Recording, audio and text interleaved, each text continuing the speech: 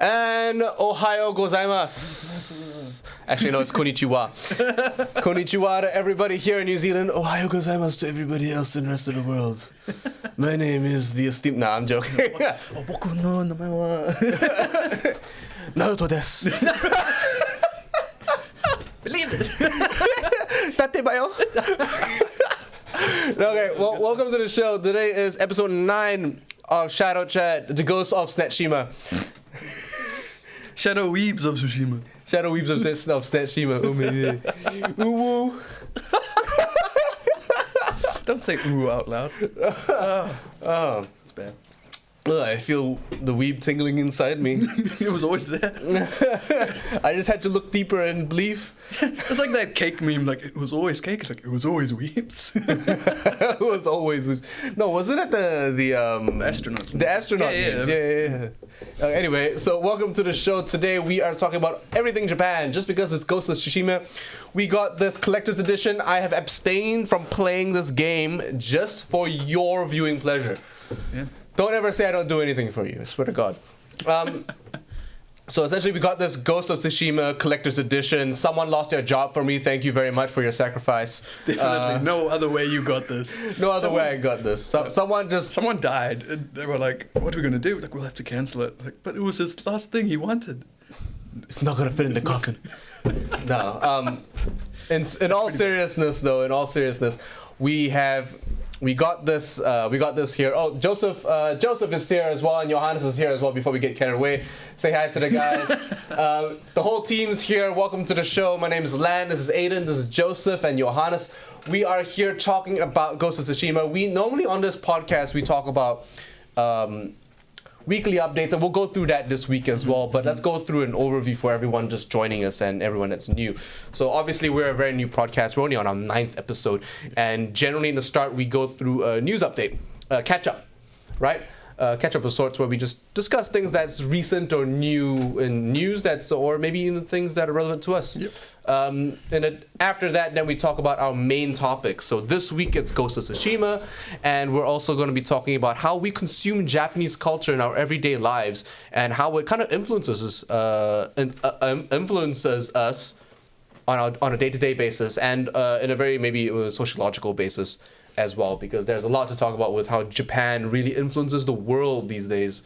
I mean, look at what you're wearing. Look at you. I am a product of Japan. Made in New Zealand. Tell the people what you got going on. What's this? So essentially, this is a gi. I use this to practice and train ninjutsu. It's a martial art where I do here. It's real modernized though. It's very close to MMA. It's just pretty much very angry judo. If no one's ever seen what ninjutsu is like, it's like if you put aikido, judo, and swords together, you have this little thing called ninjutsu. But it's an amalgamation of all these martial arts and stuff like that. Good, yeah. But me and Aiden do it. I'm the only one with the full ninja outfit though, because I did a lot of the live shows that we performed. Yep. But I decided that, you know what, we might as well get in full garb. You know, go full weeb for this. Also, like, I was just thinking about this. What's more of a culmination in all of that than the fact that Shadownet exists as it is?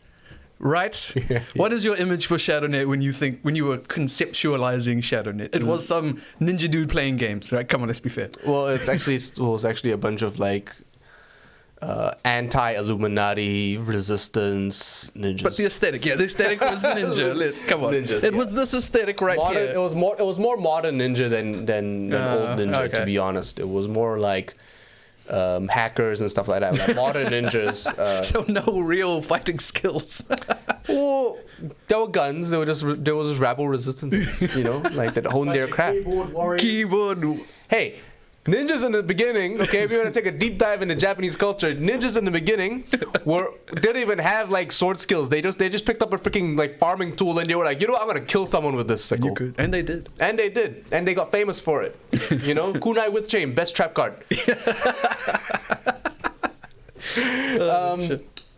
At any rate, in terms of news, Johannes is going to be leading us into that section there. So take it away, Jay.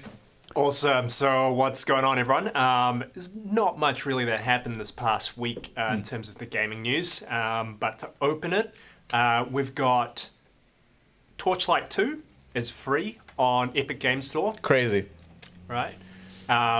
Epic is just pulling out everything that they can to get those people, yeah. PC audience onto their. It's a never-ending fight with platform. Steam. They may never win it. They're not winning it with me, that's for sure. And what's even more ballsy is the fact that Total War Troy is going to be free for the first 24 hours when it first releases on the 13th of August. So on Epic. So if you make an Epic Store account and claim Total War during the first 24 hours, you get it for free. You don't have to pay a cent. And Which is of course, big, because this is a new game as well, right? It's a Total War brand game, new of anything. that's It's coming out. RTS. Like, Yeah, Next it's month. one of the best RTS titles, like IPs out there. I do Right. get the feeling that all the Total Wars are kind of getting same though. Like they did Attila, they've done not Troy specifically, but they did something in a similar time zone or time period. Can't remember what it was. Yeah, Yeah, neither. and there's so many Romes. There's so many Rome or Romes. something like that. Apparently, speaking of Japan, the Shogun ones were one of their best. I mean, like everybody liked Shogun 2. Yeah, Yeah, I got it. Yeah, I Fantastic. also have it. Like everybody, even if you didn't like RTS so much, Shogun 2 everybody liked. Absolutely. Totally. Right, so next up, if you guys have heard of No Man's Sky, it's a really great game now. Never heard of it. It's What is this? it's a really great game. No Man's Sky, but like No Man Knows. they basically turned things around, and earlier this year they had a mech update for the game, which was free, and you could build your own mechs, and everything What? that was wrong with the game at launch is pretty much eliminated and been fixed, and if anything they've added so much on top. In this latest free update, they're adding sort of like an aliens kind of horror sci-fi vibe where you can explore abandoned ships and sort of encounter hostile AI and aliens. So Crazy. it's free. It's a free update. So if you've got it, might as well get it. Third piece of news, it's sort of like a little cyberpunk update, of course. Hideo Kojima just had a little photo shoot where he was sitting on a Akira-style sort of cyberpunk bike. And yeah, it was just to celebrate his release of the Death Stranding on PC this weekend. So just a little reminder that this man exists and he's doing great things, and he's probably going to be in the game. Yeah, it looks like they digitized that. Yeah, I mean, people just love Kojima. You know, the fact that he interacts with the community, the way he discusses his own games as well, and is very open to it. I mean, like I'm pretty sure before the latest Metal Gear Solid released, Metal Gear Phantom Pain. Something like that. Yeah, Phantom Pain. Yeah, Phantom Pain, before it released, he literally said that Grand Theft Auto 5 was better than his game.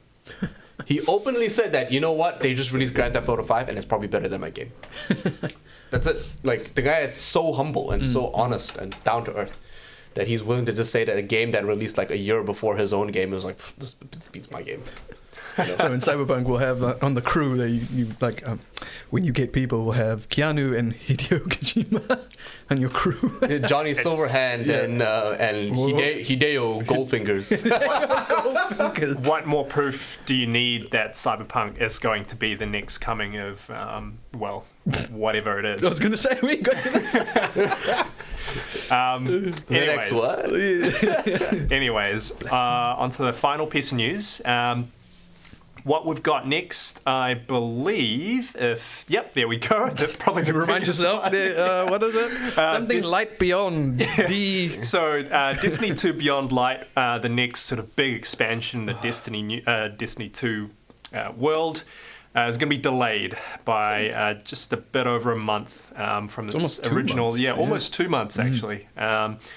From originally, I think, 22nd of September, now it's being pushed out to 10th of November, which is a big, Yep, so big the blow. 10th is Destiny, the 11th is Valhalla, the 15th is Cyberpunk. It's a mad week. It's going to be a week where I'm going to blow all the my work leave. So, See you guys next year. Yeah. I mean, so let's too touch on much. that. So the reason why we always talk about Destiny 2, just for everyone that doesn't understand already, is that Destiny 2 has become this thing that's become what it's supposed to be. It's supposed to be a game that's supposed to be a live companion. Yep. It's never supposed to be the game that you only ever play. but it was always supposed to be the game that fills up every single slot of your free time. Yep. And it's supposed to be a lifelong journey. That's why there are daily quests, there are weekly quests, and but they're always obviously setting up for it to be the game that you want to play the most, right? And so for people that don't understand, a general weekly quest that we've been sort of doing every week has slowly been changing every time you do it. And they're adding in new storyline, they're adding in new interactions. I'm not sure if Johannes actually knows, but during Means to an End, once you finish Means to an End, the first part, you collect all your Umbral traces, you do a mission called Interference. Yes. Right? And every week it's the same thing. There's a different instance with a different boss. But then over the last few weeks, we've been seeing new interactions, new characters come in and give different dialogue at the end of every mission. This gives me the feeling that this is really becoming a lifelong like journey or like partnership with that game, where if you're not doing it every week, you miss out bits of the story. Yep. You miss out bits of the lore that they don't tell you any other time, and you're paying, and you don't really get that deep into the game. But if you are, and you get rewarded by getting so deep into the storyline that would be linear any other time, but if you played it like a lifelong companion, like the pastime, it really does become so rich, right? And it's just like a day-to-day thing, right? Come home, do a couple of quests, try to do the raid, get to a certain checkpoint, leave, come back, do it again the next day. And the reason why I suppose Destiny 2 Beyond Light getting delayed is so big for us is because that, one, a lot of people have already pre-ordered it. I paid. Yep, we all paid. I don't know about Johannes, but... Not yet. No. Not yet, Not guys yet. and girls. And I'm probably not going to get it until the night before if my When the- previous sort of purchasing habits have been... when you've been tossing and turning, you're like, oh, no, it's just, it's how I do things. I mean, same thing with Ghost of Tsushima. I didn't actually get it until the night before on PS4. And then you stayed up watching And it then I download. didn't sleep for 3 days straight. So, yeah. He literally sent us a text of like a picture, The loading, a messenger of him waiting for it to load. And it's like available in 5 hours, and he just sat there like, What am I gonna do? I did gym for a good 3, so it killed that amount of time. But and he didn't sleep the day after. Imagine gymming for 3 hours and then not sleeping. You just feel like, I can't move. don't need to move when all you need is your thumbs. Ah, shit. Just vegetate there. He's like, I am the ninja. I am the ghost. So much to Goes down talk his about, former though. self. So much to talk about. So I'll let you guys in a bit later on. Yeah. Okay, great. So essentially, that was news. Destiny 2 is a big part of our lives. You're going to hear a lot about Destiny 2. Hopefully all of you join in as well. We have a clan that needs members. We don't Welcome have to enough Destiny people 2, chat. to This is run all we it. talk about, is Destiny 2. This is now Fire Team New Zealand. But no, seriously, if you guys are on Destiny 2, hit us up. We are always looking for people to play with. Yep. I mean, this is not an LFG thing, but I mean, just trying to keep a culture, I suppose, like a real hub of interaction for Destiny and ANZ. Look how far you've come from not wanting to play Destiny 2 with me and Joe. Then we just doing it, and then Ian's I like, hate you. I didn't want to do this. It's not part of me. But look at you now. This was never my first option. I didn't want to be here, but now it's all I can think about. Yep. Welcome to our world. One of us. Oh, also, Much like the darkness, also in we weekly have news consumed that you. we didn't get to cover. Henry Cavill building a PC. One of us. One of us. Is he? Look at him. Well, he's our leader. He plays 40k. He paints them. Yes, I saw it. Yeah. Oh, that's right. When he was getting the call to be Man of Steel or something, he was busy playing Warcraft, and he almost declined the call because he was raiding. Wow. Can you Can you be Henry Cavill? Like, honestly. I don't know.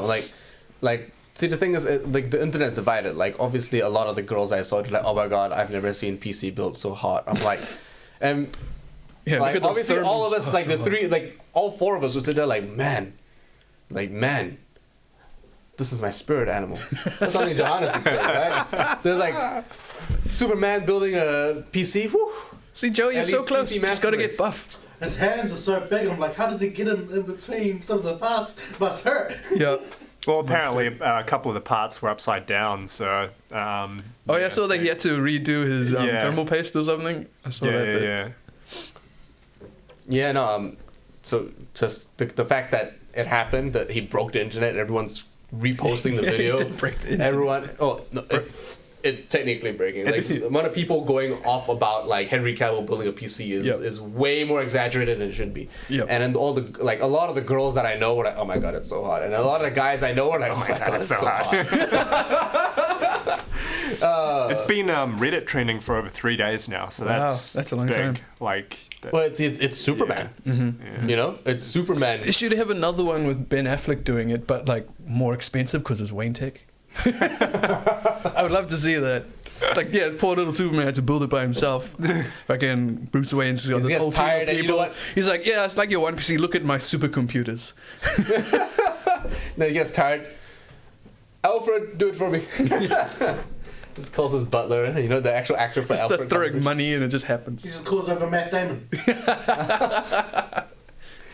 Oh god. But yeah, so let's move on into the unboxing. Half the reason why a lot of people are here, they want to see us unbox this bad boy. Sorry, Lucky. Alright, so we got this going. We got the camera as well. Johannes will have a camera manned so that he can show you guys everything that's happening. We'll go through that camera as well. So they insisted that I cut this tape. And it's very evident now because you guys can see it. So I'm not gonna hide that. But I wanted to keep that, but we actually haven't opened it yet. So we actually don't know what to expect. So wow, it's actually built really. Did you make an opening? Yes, I did. You happy? You made it. Oh gosh. You know what? You want me to take it back? No, keep it. Okay, so Aiden, I need you to hold the cardboard box while I. Oh, I see. Yeah, It's quite. hold the cardboard box.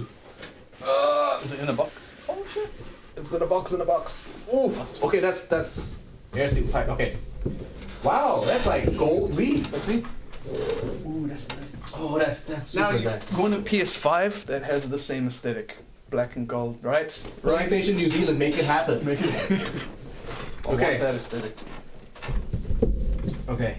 Let's slowly unbox it. Ooh. Put that over there. Okay. Some paper. Oh. Oh. Wait. It's okay. So. What is All right. This is. That's the game. That's Looks like a steel case. Steel case for the game. Wow. It's quite Yeah. shiny. It's quite shiny. So it's reflective gold as well. So it's You wanna like open it? black and gold. No, it's like paper. It's like plastic seal. You can open Yeah, sure. Oh.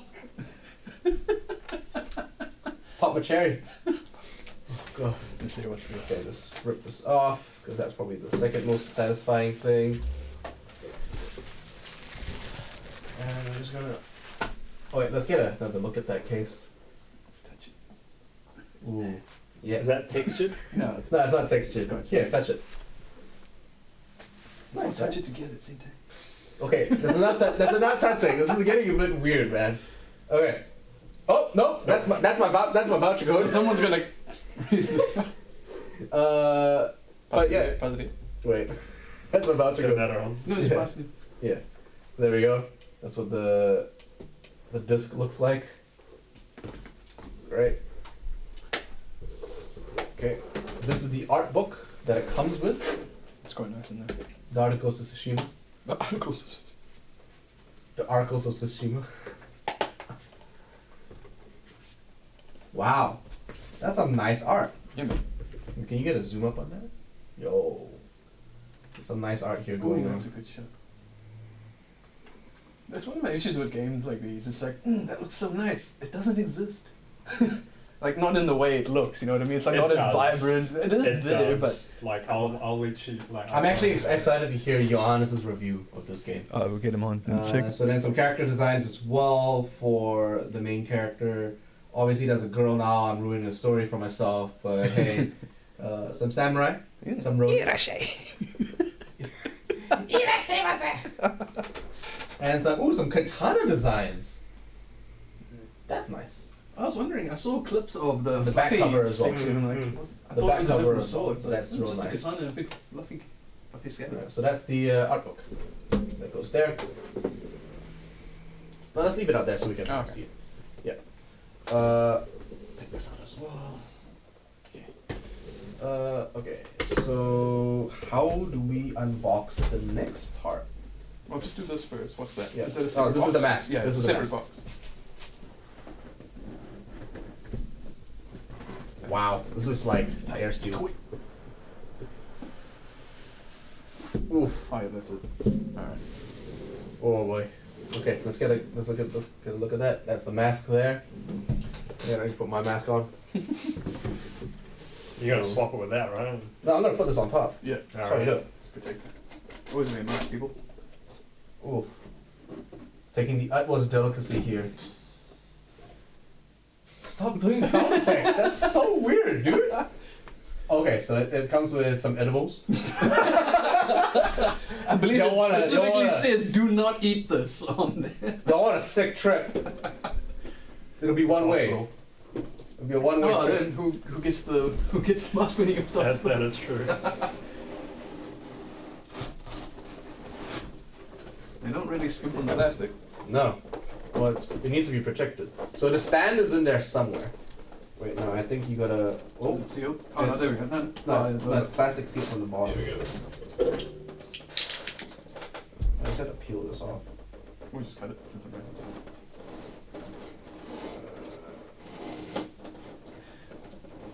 You I got it.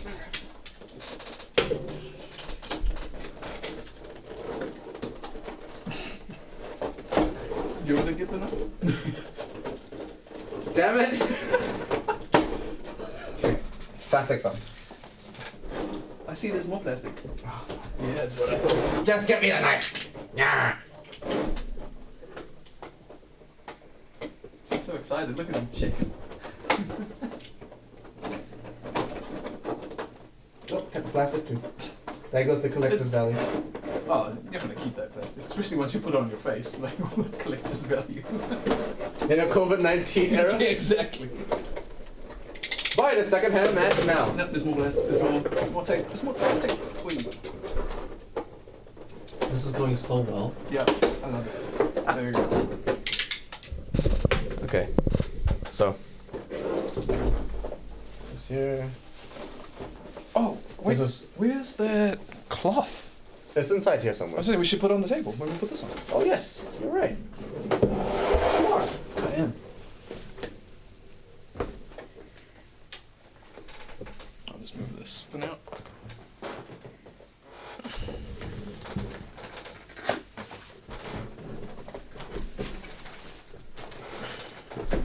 Just nothing here? Yeah, it's just What is that? nothing. It's just to Oh, make space. Space there. Well, this tape is like really strong. Oh, you really weak. Maybe a bit of both. Stickers. I think there's instructions. Oh. Oh, these are instructions on how to hold a mask. Okay, great. Keep those. Great. What is this? This is the mask stand? Oh, yeah, yeah. Yeah, we won't use that. We can put it on it and then put it. Yeah, mask stand here. Oh, The flag. And that's that one. this is the flag. Wow, it's actually pretty big. Yeah, goes on a proper. Wow, this is value. It's the other way around. That's nice. That's nice. Okay. Steve was a geek, he'd love this. Steve is a geek. He plays Fallout. Oh, it is? He plays Xbox quite a bit. Steve is our ninjutsu instructor, Sensei. weep master. Okay, and ooh, a specific Ghost of Tsushima. The map of Japan. Was it a map? Map of Tsushima. Map of Tsushima. Oh, okay. Yeah, it's a map of Tsushima. That's It's a cool. part of Japan. That's cool. That's gonna go here. Johannes, you were saying you were reading up on the history a little bit of this. Yeah, Tsushima quite fascinating. invasion, yeah. So the game is actually based on the second invasion of the Isles of Tsushima by the Mongols. armies of Kublai Khan. So it wasn't Kublai Khan that went there himself, but he basically ordered 20,000 of his troops to go there and take it. All because the Emperor of Japan wouldn't answer his texts. So Kublai Khan sent a bunch of emissaries in the early 1260s to Japan to broker some kind of peace deals, Right. and the Emperor just ignored him. So he's like, yeah, no, I'm going to go there and So just... he was ghosting him? Yeah! Ah, See what you did? he got the puns. You know what? Oh, Blaze strike with the mad puns. Okay. Okay, so we gotta get the mask out now. Do we want to get the stand ready as well? I'll do that. Shouldn't be hard. It's got 2 points. And I broke it. Grabs it. Ian is broken. All right, so the single prong goes down, Aiden.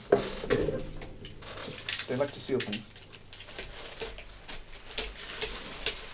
But yeah, I think they chose specifically the second invasion simply because there's a lot of room for Interpretation? Right. There wasn't much documentation. I'm getting rid of this made in Japan sticker because it's it's eliminating my fantasy right now. I need to live it a little bit more. Okay, so there we go. Ah, so you Wow. cannot actually wrap it to your face. No, you can't. Oh no. Well, put it Okay, up. so Put it let's up get onto the your face. detailing in there as well. So bring this in. So there's a little bit of gold on the teeth. It's really nice. There's a lot of etching. It's actually beveled a little bit as well. You can tell this was like handcrafted. There's some scratches here, but that's because it can't do production. Whatever, that's fine. Red on the inside. Before you put it on your face. Are those holes for like to hang? No, it looks like. Oh, no. It looks like they're just. Maybe it was, but it's kind of just sealed up inside there. Sure, you can probably open it up and later on and stick some. Just yeah, just put little holes through it and then Actually wear it. Actually, it looks me. It actually looks That pretty looks cool. super sick. It actually Yeah. fits my face. It's great. That's what you should do again. Drill some holes in there and then loop a So thin rope. So you know how in Cyberpunk they augment themselves? Just get rid of your entire lower half of your face and just have this. What are those holes in the side? That's what we were just talking They're about. not They're not holes. they're They're just like just. little divots. Yeah. Oh no, that's for the stand. Oh yeah. Good true. point. You figured it out. Look at you. You went to school. Doesn't quite fit my face, unfortunately. No. But no, that's cool. Oh man, it's a little big for my face. But Yeah, it yeah, looks it's good. like slightly too wide. But Oh, maybe man. it's supposed to. Let me take a selfie. Live on stream. Right.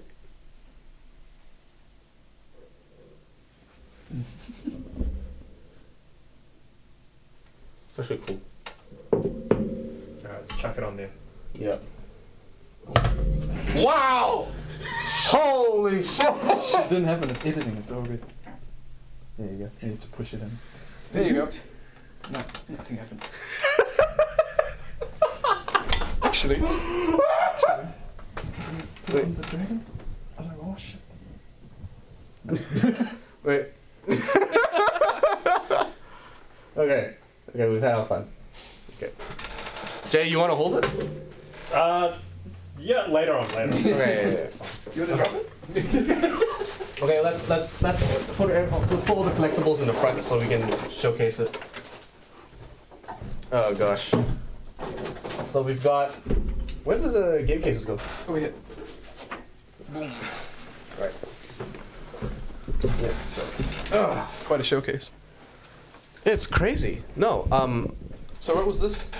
So this is a wrapping cloth. This is a wrapping cloth for, I don't know, wrapping your katana, I guess. or anything, you might want to wrap it in, because you would probably supposed to put some stuff in it, wrap it up, and then put it on a stick and travel around with it. Yeah, well, yeah, Right. you're hiding it in a way. This is like a map, cloth map of Tsushima, and this is the war banner. So if I ever like, I've got that stick at home. I'm gonna put this on this. I mean, On it's your my, back, it's and my then- banner. Yeah. Right into battle. Armor so you get No, I need a really big dog to ride on. running around randomly, and like, the hell? In the war drum. Okay, so that was the unboxing. I hope you guys enjoyed it as much as we did. The actual mask is very dense. It's quite heavy. I would say it weighs about 3 kilos. Shall we call it legit? Yeah, it's legit. Yeah, man. It's really legit. The clothing is real nice as well. All this cloth is different textured. This is more like cotton. This is more like, I suppose, Canvas. yeah, canvas, and because it's more like a map.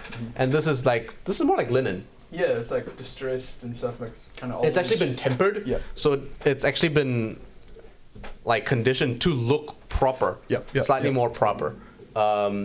It's fantastic. I'm really satisfied with my purchase. $350. Yeah.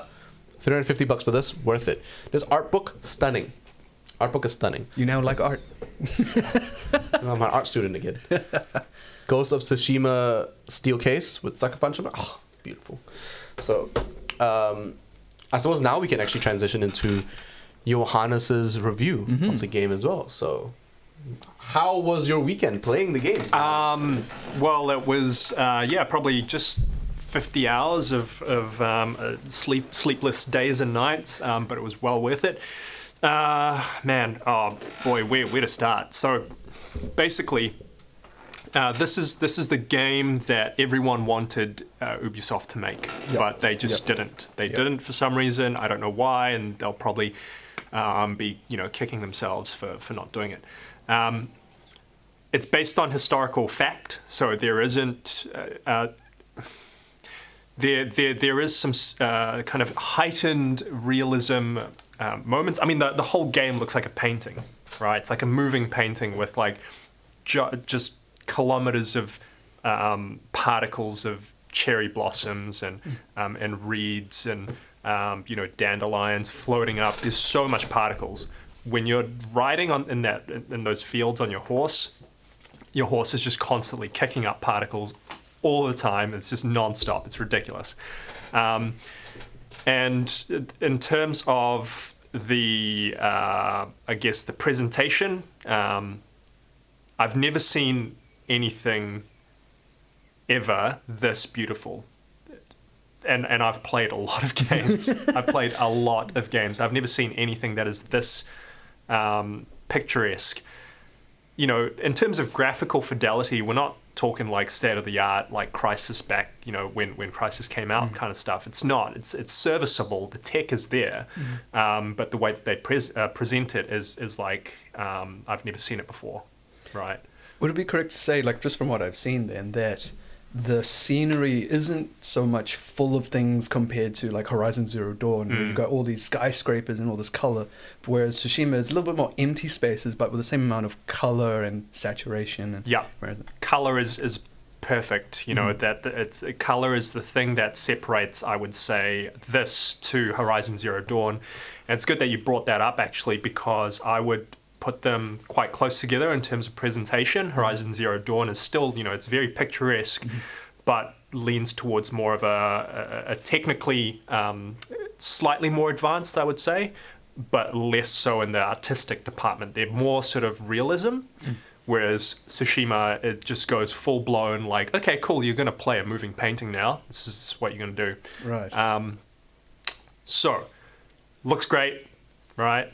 Now, going to animations, I wanted to touch specifically on animations simply because I'm big on like video game animations. Like the biggest pet peeve for me when playing a first-person shooter is having terrible reload animations and gun idle sway, and it's just like it does my head in. So, Can you give me an example of bad animations in a first-person shooter?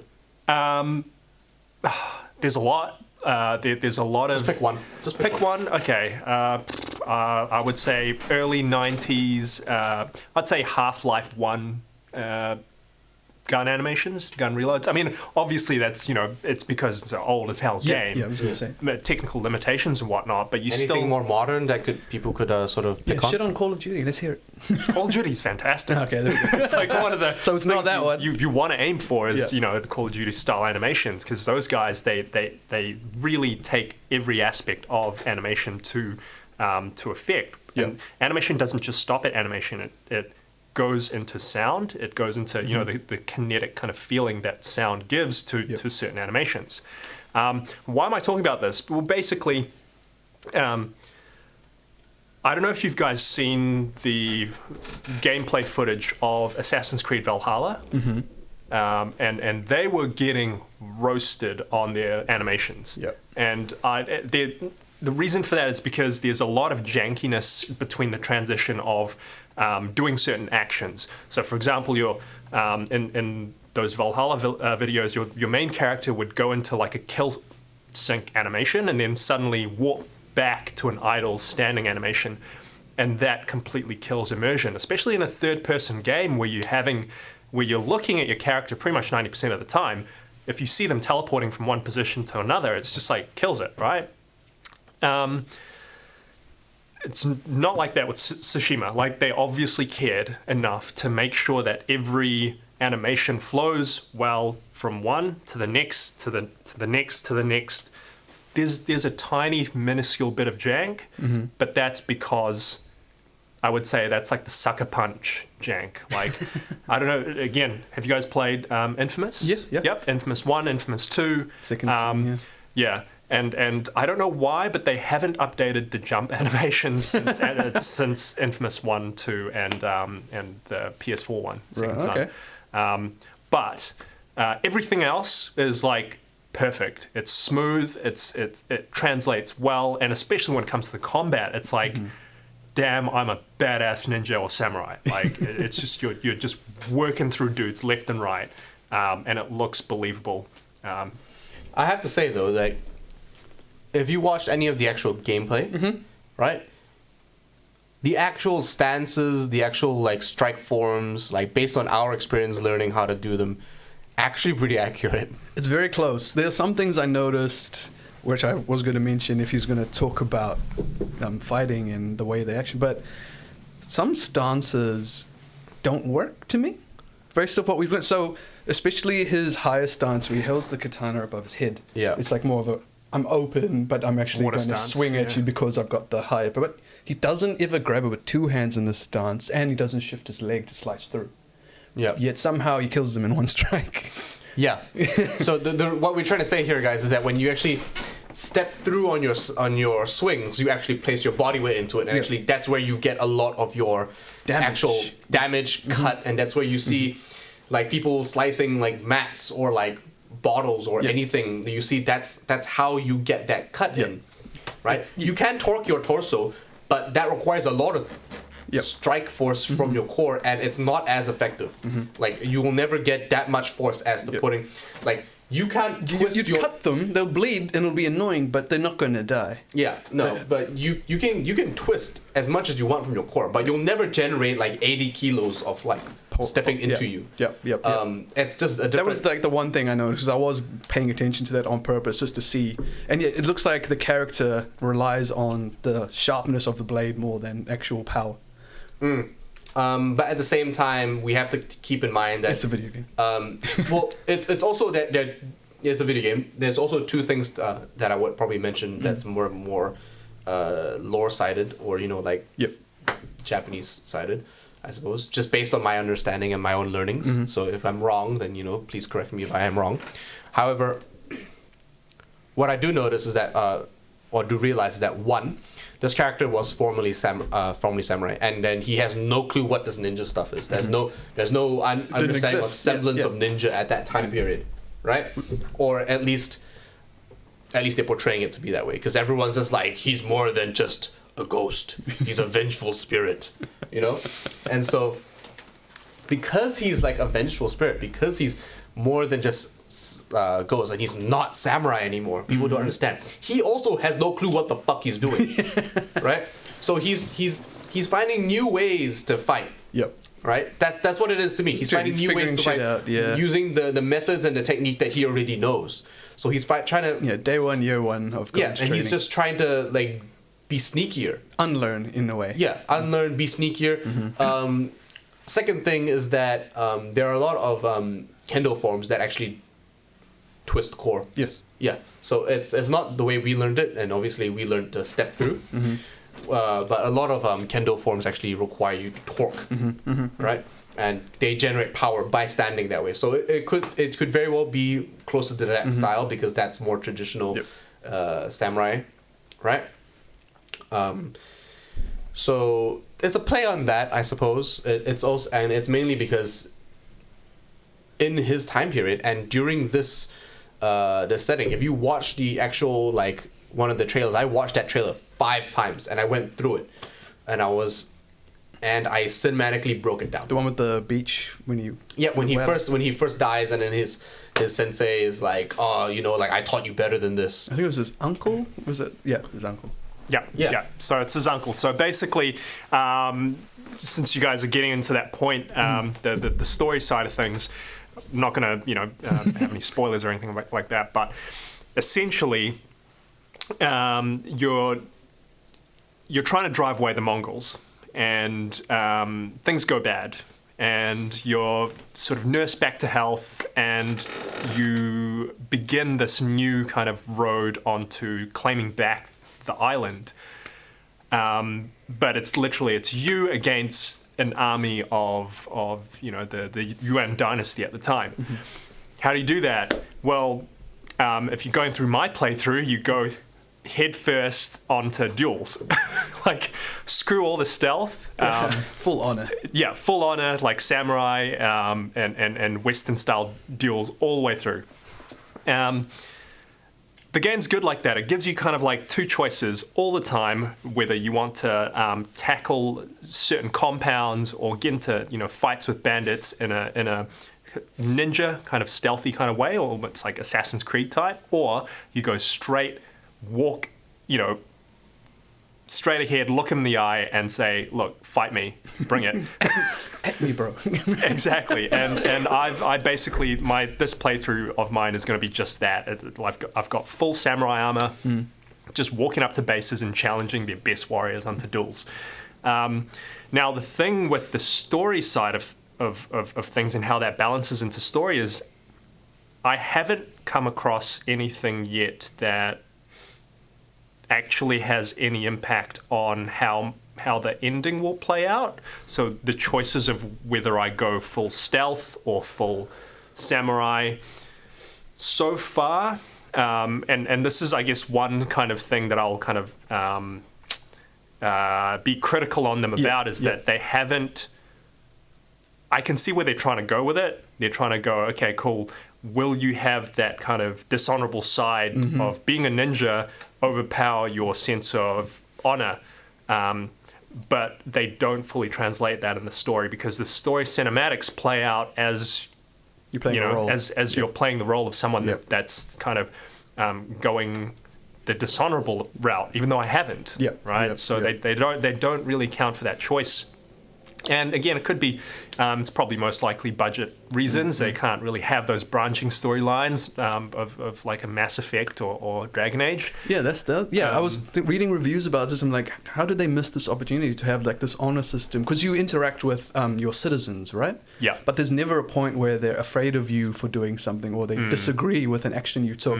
I mean, you're to protect them, sure, but this dishonorable type of activity didn't exist, right? So you'd think they would react to the same thing you're doing, but it seems like it's a slightly missed opportunity that could have made a really deep game. It's very linear in that sense. The story-wise, I would say, is a linear story that you can't really deviate from too much. The only way you can deviate from it is through the gameplay choices that you make, either going through full ninja style, putting on a ghost armor and killing forts and castles stealth, or going into it like samurai, challenging everyone in duels.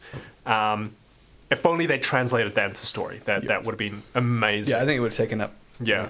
Because all the reviews I've been reading, That does or make it videos, sound really lackluster, though, don't you think? Like, it makes it, to me, because you played, but it makes it that you're just kind of following a path, and nothing you do will really change that path. They've given you options based off maybe the history of being a gamer, but now I path always changes mention this, right? Whenever we review games, that I prefer something that's a little bit more linear.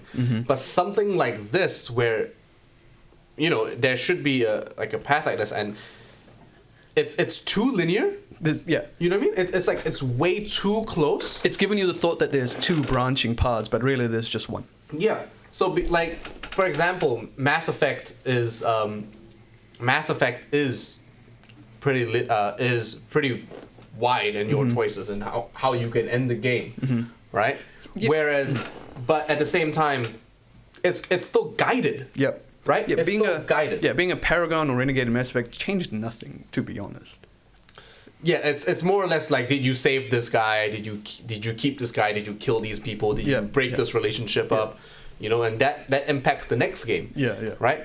They could have had. I mean, this could be a standalone game for all we know. They might not make Ghost of Tsushima 2, right?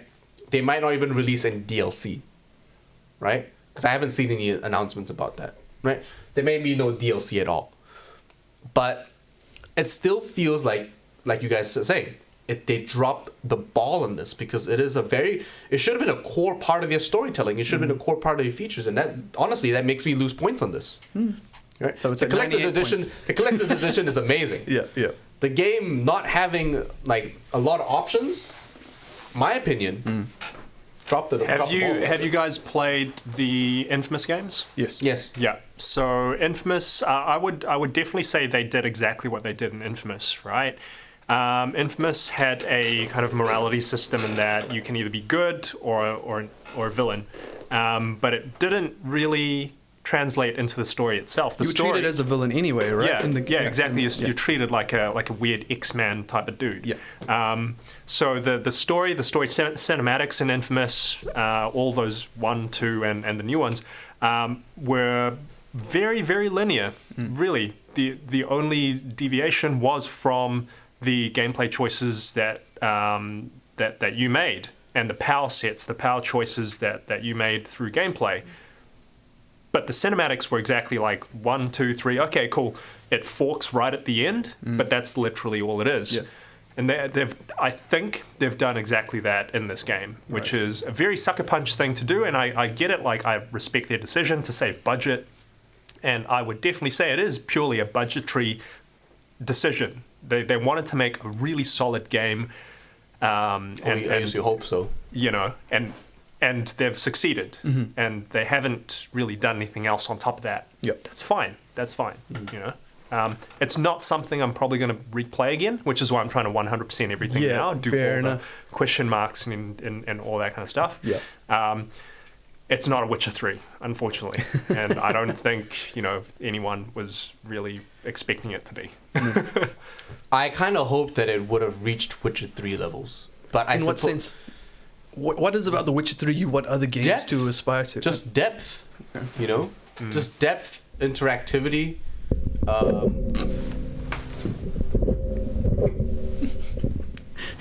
Wow. Could have just it would be funny if we dropped stood up, but okay. Depth, you know? The Witcher 3 to me was depth, it was immersion, a never-ending journey where like choices were just different, you know, like you could get different story paths. Yeah, you know, each quest had its own sort of path. Even main quests, like you would get different. Someone died, like or someone didn't die. Someone didn't. Yeah. Like specifically like the Red Baron quest line, for instance. Entire quest chains would be locked out simply because of a decision that you made. 20 hours ago. That's the ballsiness of a Witcher 3 style game. Also, the end. How did your Witcher 3 end? What happened at the end? Do you remember the final scene? Ignoring DLC. Ignoring Ciri left. Okay. Yeah. What else? Like Geralt was fine. I mean, what else? So in my one particular, depending on choices you made, you go and you fight the 3 witches, the bog witches, to find out where Ciri is. And I did that. Yeah. But for me, the werewolf came and helped me fight them. Oh. Was that the werewolf from? It's like one of the earlier quests. Yeah. So you choose to spare. Like I think the villagers are attacking him or something, and you learn about his story and stuff. And he also tells you about the children who you saved from them originally, and you either left them with the witches or you gave them to the spirit in a tree or something. Yeah, but from the Red Baron quest. Yeah. Yeah.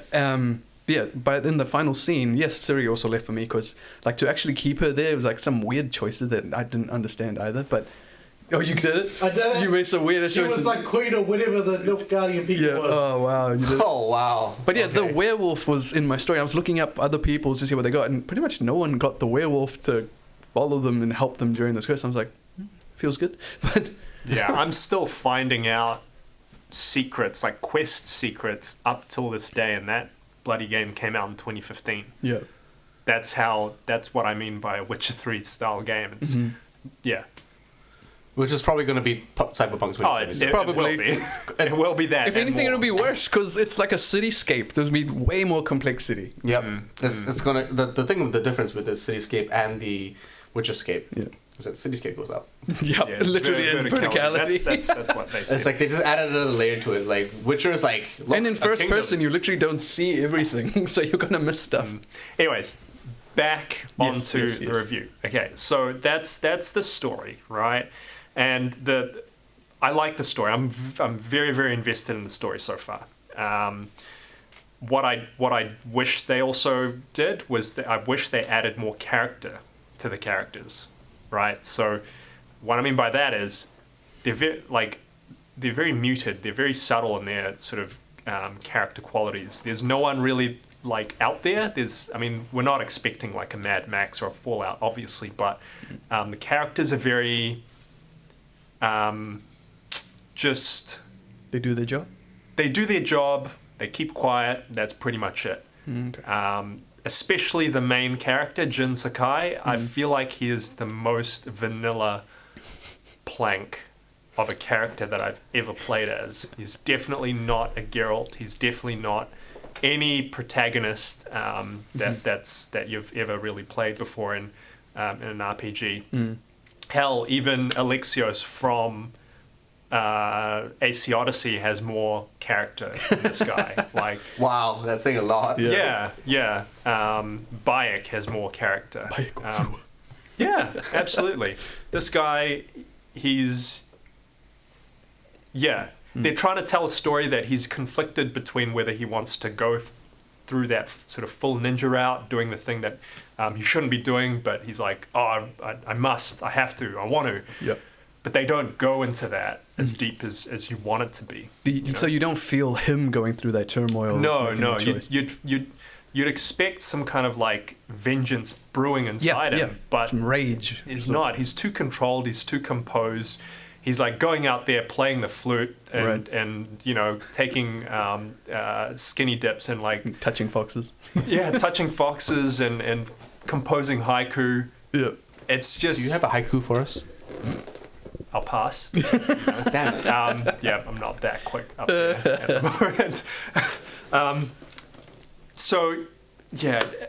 If they added more character in him, I think I'd definitely like him a lot more. But at the moment, he's just a bit of a plank. So damn shame. Yeah. The side characters are great. They've got some good stories to tell, and the way the quest structures, the quests are structured is that you stumble across them as you're traveling. You're kind of on your horse, beelining from A to B, and then on that sort of between path, you'll encounter little telltale signs in the environment. So, for example, like a little bird that is trying to lead you somewhere. You follow that bird and you come across a quest, or like you see a smokestack in the far distance and you decide to go there and it's a village under attack and it's a quest. The only other time a game has actually done that is Witcher, to me. When you're traveling. So do you think they got their inspiration from that, potentially? 100%. And also Breath of the Wild. I feel like they got a lot of their cues of UI through Breath of the Wild. incorporating the environment to tell you where to go as opposed to having a giant marker, because Witcher still had markers. Yes, even though they did, I feel like Witcher could have taken those markers out and they'd still be fine, but I think they were too afraid to do that at the time. But when you pull up a map, it's like 70% question marks. Yeah. This game, you can still pull up maps and stuff. You'll still see question marks, but when you click on the question mark to kind of highlight the path, you don't get a line. You get a gusts of wind and leaves sort of guiding you periodically to that. So you hit a waypoint and then you pull out and then you press the thing. Yeah, and that's like, I don't think I can ever go back to to quest lines ever again and blinking lights, because this is just like, it's so intuitive and it's so good. And you might be asking, what about like verticality? If a quest marker is above you or below you, well, guess what? The wind gusts up. So it's like, airbender. It makes sense. It's so smooth. It's so good. And half the time you're kind of like traveling to those places, and half the time you're constantly coming across bandits on the left, Mongols on the right, and you just kill them all. It's so much fun. Like, you constantly get one question though: when you pull up a map, does he take out a scroll and go like this? No, damn it. Unfortunately not. That would have been cool. And I'm guessing that's for gameplay purposes, because after the 10th time you'd just be like, nah. Also the timing for it to do this to waste so much time. I tell you what game would do that though: Red Dead Redemption 2. Like, that's why I stopped playing that game, because that game is just... It looked really slow. It puts me off getting into the game. Yeah, exactly. Because it's a big-ass game, right? But you move slow. Game. The horse is slow. Yep, everything looks like it's points to slow you down. Like, I don't have time for this. I got Destiny Red Dead Redemption 2 had some of the best story. I don't disagree with it. I actually cried at one point in the story, where the main character he confessed his inner feelings to a nun.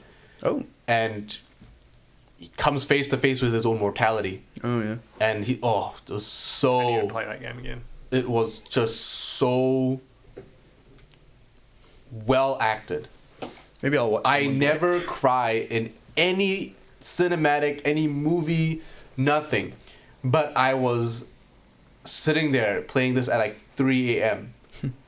and that cutscene just hit me so deep. Maybe you're just tired. Shit. Maybe I was. Maybe.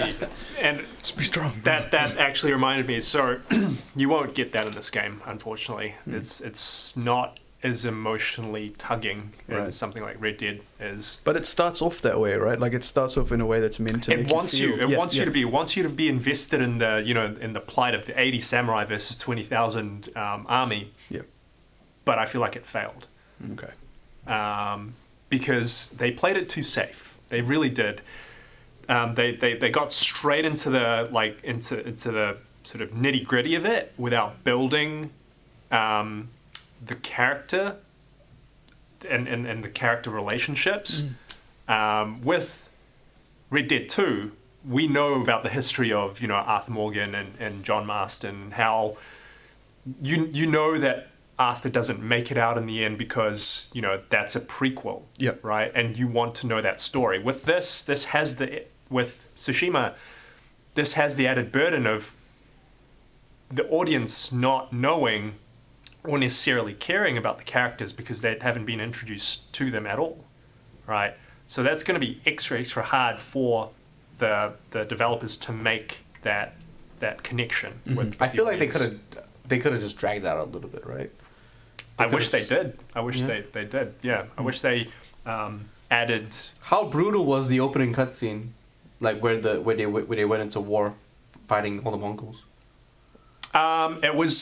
It showed the I guess it showed the difference between the Mongol tactics and the honor of the samurai, and how one is always going to win over the other, right? And you can kind of guess which one, right?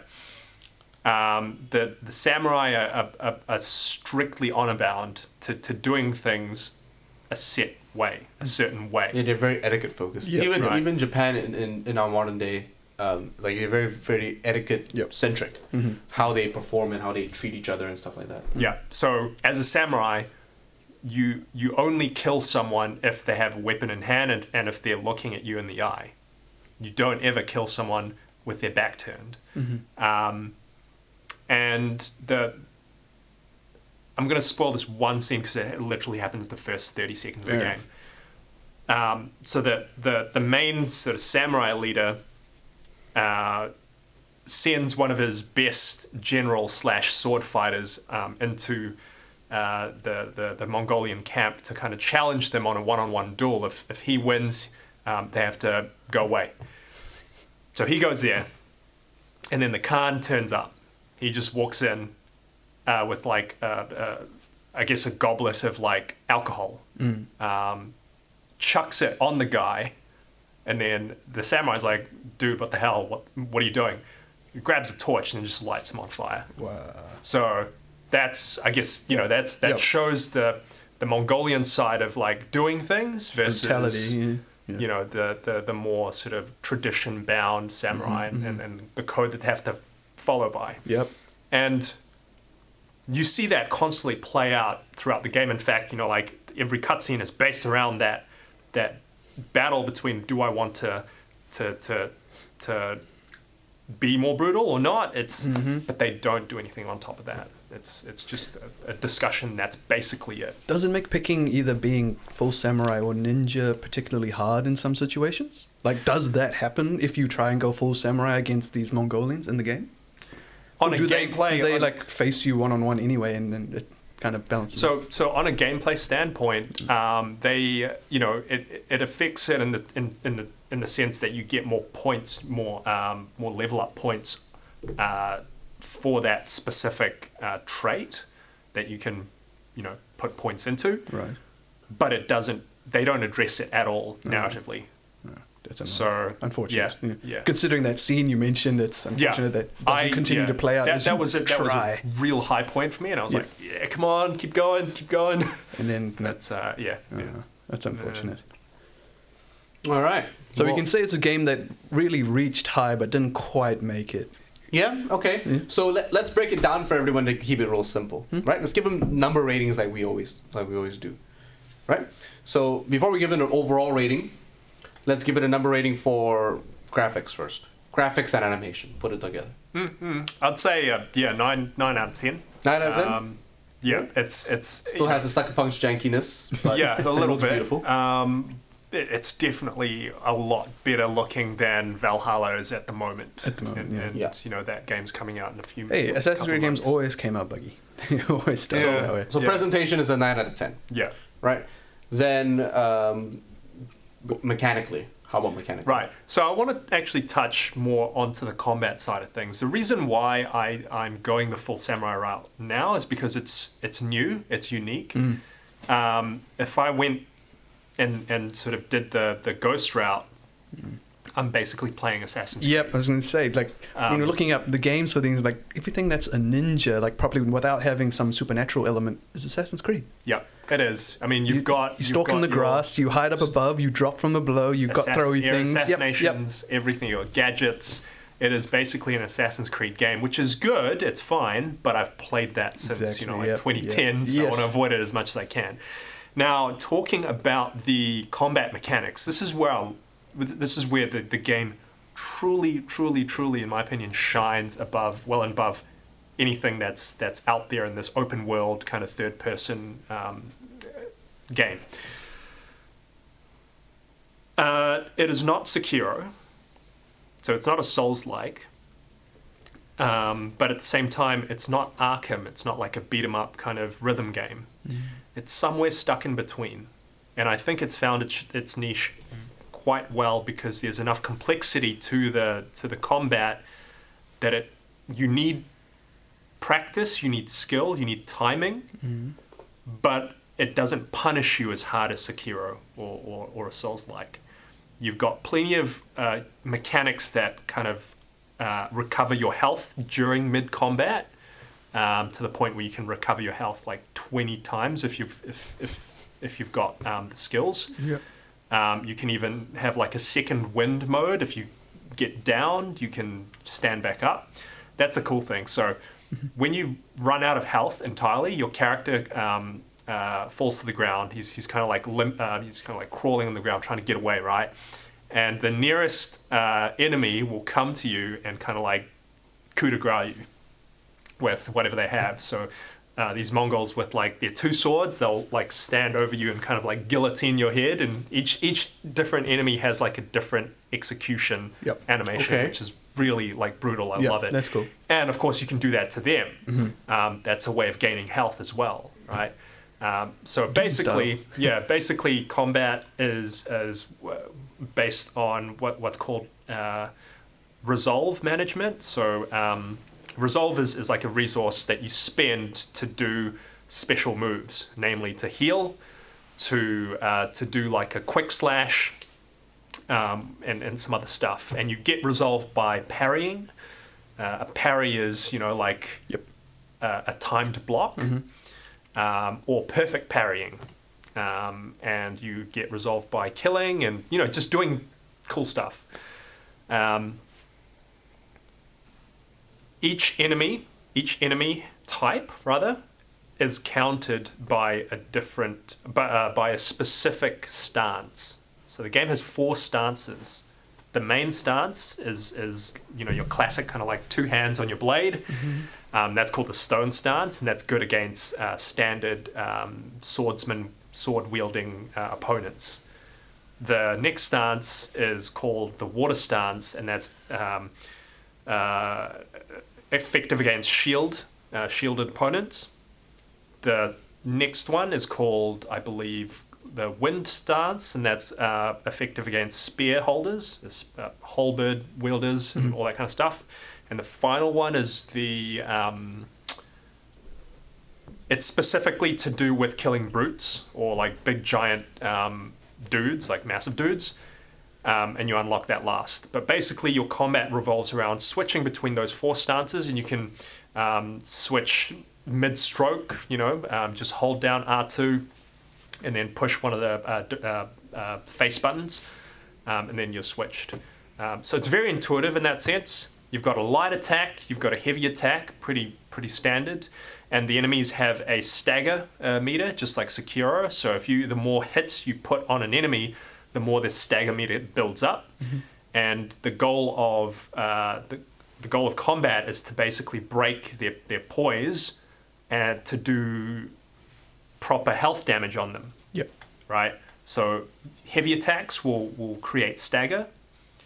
Heavy attacks with the right stance will cause a lot more stagger. And light attacks and heavy attacks as well hurt health. Right. So it's basically it's that. It's very familiar if you've ever played any God other. of War was also like that as well. If you've played any other, And so, I mean, combat game. Is it just one weapon?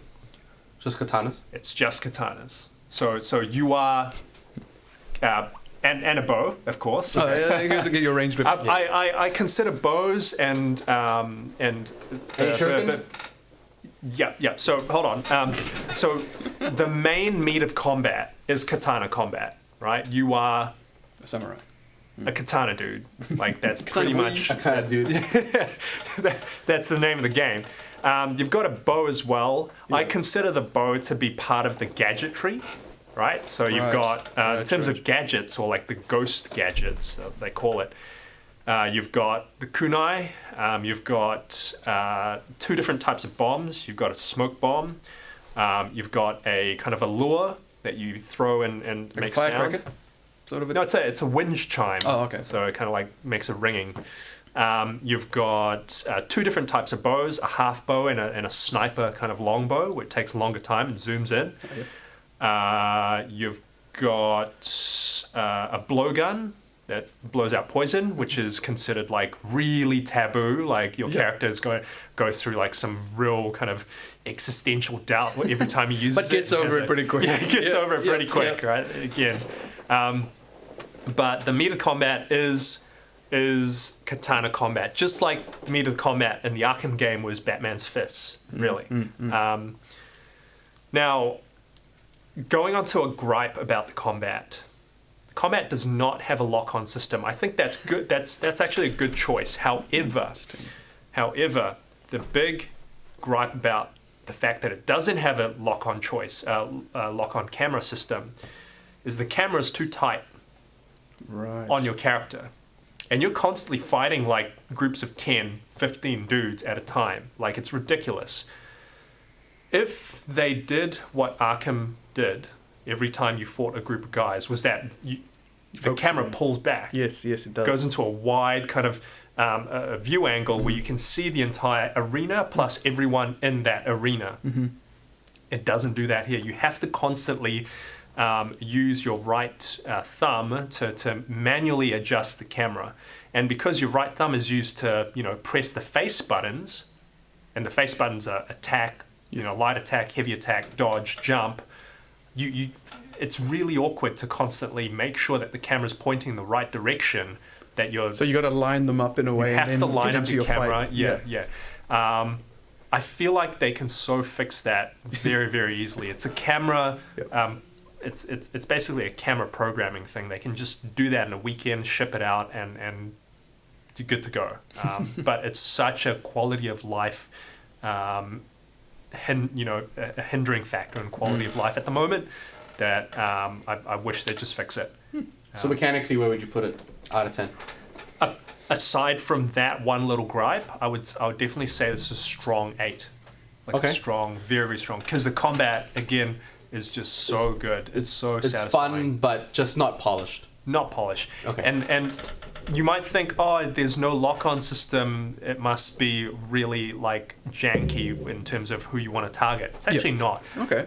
So it sort of knows who you're targeting. It knows exactly who you want to target. Okay. Like, I don't know how they did it, but maybe it's because they don't crowd too much around you. They kind of send... They just pay your personal FBI agent. Yeah, 3 or 4 at a time.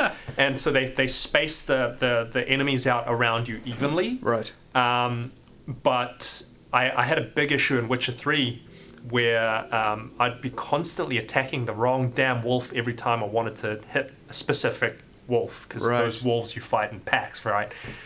So you had to use the lock-on camera in Witcher 3. But in this, I would say a lock-on camera would have actually made things worse, because there's a lot of times where people just came from behind you and you're like, oh shit, with the lock-on camera you wouldn't be able to see that coming. Yep. But so just a wider angle, like pull the camera back. Yeah, pull the camera back for more awareness. And that's literally a perfect combat system. So we've covered presentation, mechanics. Storyline is probably what... I would say, honestly, like, I'm very kind of like disappointed with the emotional weight of the storyline at the moment. So I'm saying probably a 5. Oh, that's... I was expecting a 7. I was expecting a 7, but okay. Keep in mind, I would say I'm about halfway through. I'm literally trying to 100% this. So it could... But still, if it's not keeping your interest that high... It's really, like, at the moment... I mean, the good parts of the story should never come at just the end. Yeah, exactly. Yeah, exactly. It should, it's a journey, but... It's a 5. So, it's a 5 for me. Okay, so 5. And so, I mean, I don't see any other things we need to rate in terms of this game. I can't remember what we even spoke about last time. It's literally just presentation, how it plays, and then... there's literally the storyline. Narrative. That's story. Yeah. That's story. Yeah, that's all I consider that. But the word he wants to use is narrative. So the narrative is weak. Get out of here. Narrative is very weak. Delivery is good. Voice actors are fantastic. Touch on this. So I started playing the game with Japanese sound, Japanese voice. But it turns out they haven't actually lip synced the character models with the Japanese voiceover. So what you've got is character models that are speaking in English mouth sort of movements, but a Japanese voice, like a proper reverse dub. Yeah, it's like a weird kind of like reverse dub thing, and I couldn't ignore it, so I just switched it back to English. But the English voice acting is very, very good. Yeah, we're like watching original Bruce Lee films. We're like, you will not defeat me. Yeah. I will avenge Tsushima. Yeah. No, that could be an interesting way to look at it. So we've got it at a 9 at presentation. Yep. And then an 8 at mechanics. And a 5 at story. 5 at story. What is the overall rating? That sounds like a 7 to me. It does feel like a 7 game. Okay. It really does feel. I mean, like very beautiful 7. Yeah, yeah. I mean, Infamous for me were 7s. Infamous 2, probably 7.5. Right. Okay. Second Son, a 7. You know, Sucker Punch really know how to make a really good 7 game, and I feel like they can. King of 7s. Yeah, they're king of 7s, man. They can really. So the game wasn't. It's just not complete. It's just not perfect. It's complete. It's complete. Of course, it's not perfect. There's certain things we would like it to have that would have just made it that little bit better. Okay. Yeah. Oh, And that's good. A lot of those things require a much bigger budget, unfortunately. Could be, yeah. And I just don't think they have that Uncharted level of budget that Naughty Dog has. Hey, they met for the second one. Like, I mean, if you look at Naughty Dog water. stuff, it's even more linear than this, right? So if anything, they probably have the same level of budget as each other. Yeah. I don't know how CD Projekt Red does it, man. I really don't. Well, they have a small team. Oh, they got a bigger team for 2077, but for Witcher 3, there was like massive. Yeah. Yeah, I think they're up to like 300 or 400 people now. Yeah. But back when Witcher 3 was like, I think 100, 150? Yep, it was small. Well, they need that bigger team for that bigger game, man. They did. They were huge. hired like crazy. Again, it's on a scale of buy, wait for a sale, wait for a deep sale, Wait for PS5 release. or don't even touch it at all. I would say this is between a buy and a wait for a sale. Yeah. And that was the kind of review, that's the kind of thing I wanted to have last time when I was saying, but which been more relevant to us as kids, where I would say buy or rent, right? Would you just rent it, just Get it play done, blast it through, yep. like enjoy the game, or would you buy to own it? I guess it depends what like you wanted this aesthetic, right? You Yeah, wanted to own what this encapsulates. Yeah, exactly. So I would have bought this 100%, right? If it was just like as soon as literally as soon as the chick at EB Games, at Mighty Ape, wherever else that I went to, JB Hi-Fi. Whenever I went there and I said, "Do you guys have this game?" No, but we still have the special edition. I was like, "Nah, I'm not gonna buy it." If it wasn't for the fact that this mask was so freaking cool, I probably would have waited for this game to be on discount. That's the truth. Unfortunately, I mean, it's a beautiful game, like you said. It's the kind of lore and the kind of storyline and the kind of immersion I've been looking for a long time. We haven't seen a good ninja game in decades. Yeah, that's what I'm saying. Years. Every ninja game is like supernatural. There's no proper there's a samurai game. Proper there's no ninja game where you the last one was a mission. The last one was Tenchu. Even they had like But that was a decade ago. Yeah, that was over a decade ago. Yep. That was a long time. We talked about this. Yes. Right? And like even Ninja Gaiden was fantasy. Shinobi was fantasy. Yep. Sekiro is fantasy. And there's no You're like a superhero with a blade. That's exactly. What I was gonna say is that I'm kind of disappointed that there aren't more weapons than just katanas. But also, like we said, it's the start, right? He hasn't learned that. Yeah, so I'm hoping that they bring. I'm kind of hoping they bring a second iteration back in, and then they have different weapons in there, and they say and they make it a feature. It's something they could do, and people would buy into it, like kunai with chain. Like sickles as well. All those kind of like skin. A ninjato that's a shorter, faster sword. Would pay for a Ninja Turtle skin. Don't imagine ruining the game, like the whole cinematic experience of it with like a Ninja Turtle walking Raphael walking through the map. Okay. I'm not gonna consider this a spoiler, but there is a naked costume. No, that's Japanese. That's just. Is it? Yep. So your character can get rid of all clothes. Yeah, he can visit these like natural hot springs, and then you basically see like they're in that cloth thing. Yeah. So yeah, that's a costume. That's and the perk is when you are in this costume, your footsteps are silent. so you can run around. You can perp. Oh no. Sneak. Full perp sneak. You don't have to crouch when you're sneaking. The itchy harem. The is itchy, here. indeed. So having said that, I mean, like talking about ecchi harem and stuff like that, like we should be moving. Let's move on into our let's finish off Save it with for next time. We can. Yeah, let's make next episode. We'll go into the culture and how it's changed, or how we've consumed said culture. Yeah, we'll have to move on into another episode, like Aiden said. We've done a very deep dive into Tsushima. specifically Ghost of Tsushima. Yeah. We've opened this up for everybody to see. We've got these beautiful cloths here. I have no clue what the hell I'm gonna wrap with this. Where's that katana? Put it on, say, wrap it up. Where's my katana? So my katana, probably. Yep, it fits. There you go. If it fits, it sits. So it's over here for everyone to see, and we probably just wrap this up. Yep. You know, something like that. Yeah. Which they have in the game, right? They've wrapped sheets in something. I think there's an art section in here. If anyone's asking why there's duct tape on my katana, it's because I smashed it in somebody's head, and that's not even a lie. That's one thing I love about the game currently is go. the cosmetics, the customizable cosmetics of your character.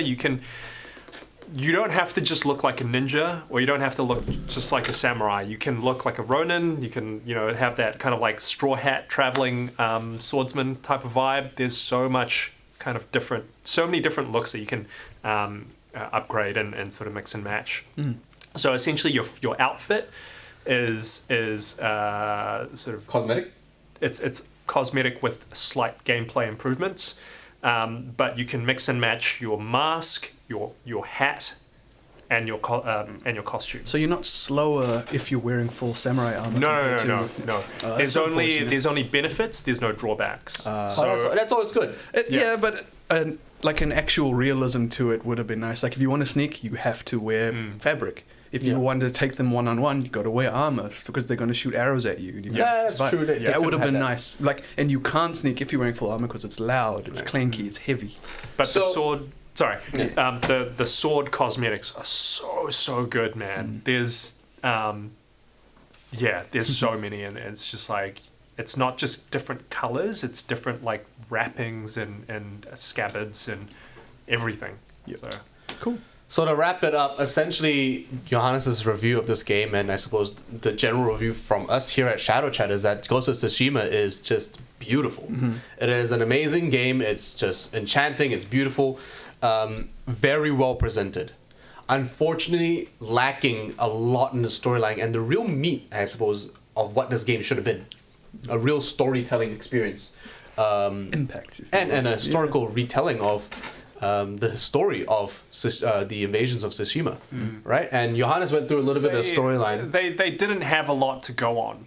That's the downside. Is they could have created some side stories. And they could have gone a little bit wilder. The acting could have been a bit deeper, I suppose, from what you're telling us right now. But overall, it's a 9 on presentation, fantastic. It is an 8 on mechanics, which is like, it's good. It's a solid 8. Which is great. It's fun. It's good. It's great. 8's good. 8's good. But then it's a 5 for story. So unfortunately, it's a little bit lacking for us here at Shadowchat. Collector's Edition is definitely worth it if you guys want to join in and get one as well. If you can, obviously. I was going to say, I don't think there's any left. If you can, that's for sure. Definitely try to get one. But other than that, I suppose definitely try to definitely give this game a go. It's from what Johannes is telling us, it is a solid, very, very, very, very, very, very good 7. Which means that you should definitely be playing it just when you're available. It's Don't take leave. It's one of those PS4 exclusives that you'll be proud to have. Right. Yeah, there we go. It's a good way to say it. Yeah. So that's it from us here at Shadowchat. Thank you very much for watching and joining in for our little podcast and stuff like that. We are on episode 9 now. We are going to be on episode 10 next week, which is like, wow. We're going to turn 10. Yeah, we're 10 episodes old. And it's kind of crazy because I never expected us to I expected us to get to like episode 100, but like at the same time, it's kind of surreal, right? We've done 10 episodes here, and we've got Johannes here now. It's a bit growing. We're growing. It's getting much better, and we could only have done it with the help of our sponsors. So thank you very much to Playtech for allowing us to use their studio here. If you guys want to come into the Playtech studio to use and create your own content as well, definitely come in, give them a call, hit them up on your website or Facebook, send them a message. And you can also work out how you can use the studio for yourself. And there's other studios on the other side there as well for you to use. And if anything, definitely always check out Playtech for all the latest PC gear as well. In addition to that, thank you to MSI as well for sponsoring this podcast and allowing Shadowchat and Shadownet to do what we do best. Just be ourselves. Talk nonsense about games and Japanese stuff. Yeah, right. It's kind of too on the nose. But yes, thank you very much for being here. Thank you to MSI Australia, New Zealand for supporting us. Thank you for Playtech for the studio. Also, remember to check out Hado on Saturdays at 1 p.m. here in the Playtech Arena downstairs in the Playtech building. Make sure you come and check out the new first-hand experience of the future of sports. It's a techno sport. It's augmented reality mixed with physical activity. It's like augmented reality cyber dodgeball. Right? There's a lot that's going to be happening with Hado. Make sure you check that out on all of Hado's social media as well. And if I had to plug anybody at the end of this episode,